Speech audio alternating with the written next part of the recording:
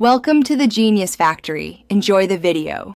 You begin by collecting everything Upwork might ask for. That saves time and proves your case. Gather your account email, user ID, job ID, messages, contracts, and receipts.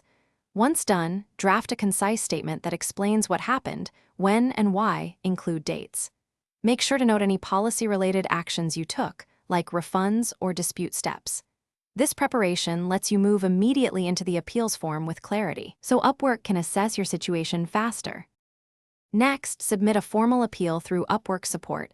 Attach your compiled evidence and your short statement.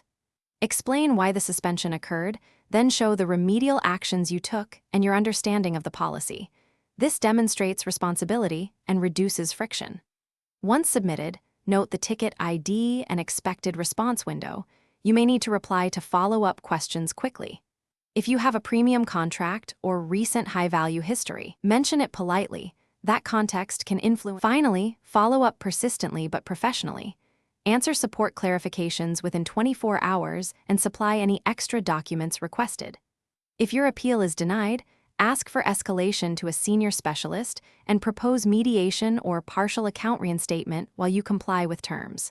Make sure to save all correspondence because you may need it later. Troubleshooting tip. If responses stall beyond published times, escalate via a different channel and summarize your case concisely. Politeness with persistence often speeds resolution. Thanks for watching. If you found this helpful, don't forget to like and subscribe.